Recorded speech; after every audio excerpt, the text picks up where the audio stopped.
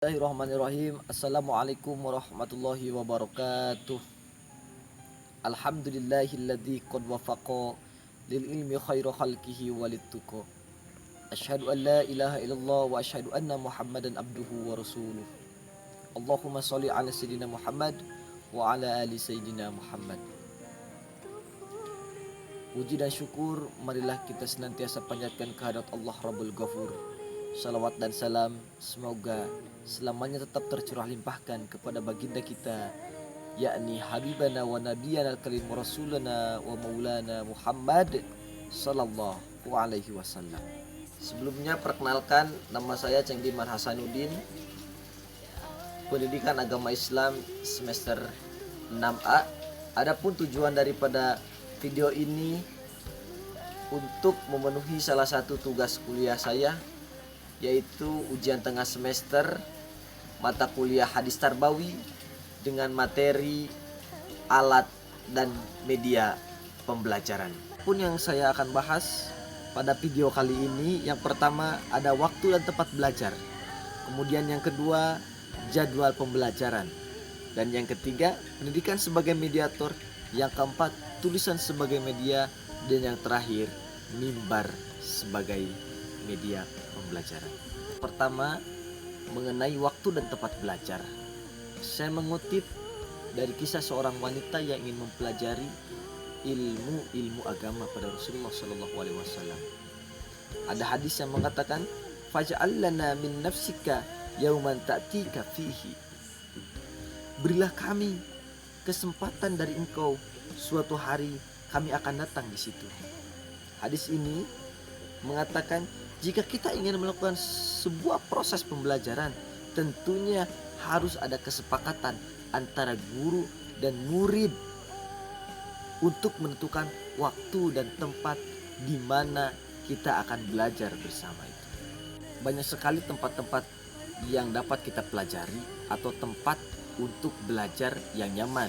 Seperti yang mana sudah diketahui, banyaknya fasilitas-fasilitas seperti di sekolah, di universitas, kemudian di sekolah-sekolah rakyat maupun sekolah-sekolah swasta lainnya.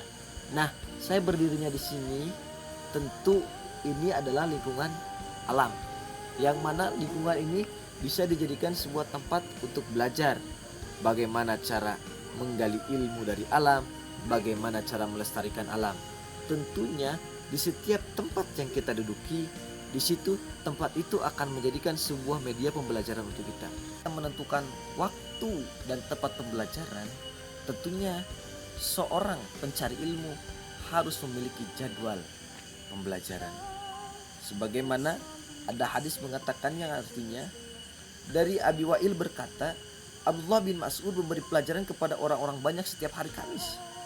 Seorang laki-laki bertanya kepadanya, "Hei Abdurrahman, demi Allah, jika engkau memberikan pelajaran kepada kami setiap hari."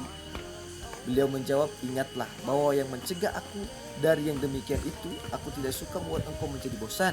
Sesungguhnya aku memperhatikan waktu untuk memberimu wa'izah, pelajaran kepada kamu, sebagaimana Rasulullah memperhatikannya untuk kita karena khawatir akan kebosanannya." Jadi jadwal pelajaran bisa dirancang fleksibel sesuai kontrak antara seorang pendidik dan seorang peserta didik. Yang ketiga yaitu pendidik sebagai mediator. Saya mengutip hadis Al-Ummu Madrasatul Ula, bahwa ibumu adalah madrasah pertama untuk anak-anak. Di sini seorang ibu menjadi seorang pendidik bagi anak-anaknya. Maka dari itu pendidik dikatakan sebagai mediator karena pendidik merupakan perantara untuk menyampaikan ilmu kepada peserta didik melalui lisan maupun contoh dan tindakan dari seorang pendidik. Ya, tulisan sebagai media. Kenapa tulisan dikatakan sebagai media?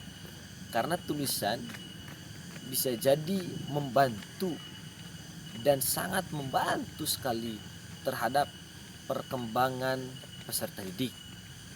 Karena sebagaimana orang tua kita dulu mengajarkan bagaimana cara menulis yang baik, bagaimana cara membaca yang benar apa yang kita tulis itu. Oleh sebab itu, tulisan sebagai media sangat membantu sekali untuk pertumbuhan dan perkembangan peserta didik dalam belajar. Apalagi banyak di kalangan kita yang agak sedikit terganggu, baik terganggu fisik seperti pendengarannya. Itu dengan adanya tulisan mereka bisa lanjut dan bisa memahami apa yang kita sampaikan. Itulah yang dimaksud tulisan sebagai media. Mimbar sebagai media sebagaimana yang telah dicontohkan oleh Rasulullah SAW dalam menyampaikan betul hasanah. Beliau selalu menggunakan mimbar untuk menyampaikan kebenarannya. Mungkin materi dari awal sampai akhir hanya sepintas gambaran seperti itu. Mudah-mudahan ada manfaat dan keberkahannya. Mohon maaf apabila banyak kesalahan dan kekurangannya. Wabillahi taufik wal hidayah. Wassalamualaikum warahmatullahi wabarakatuh.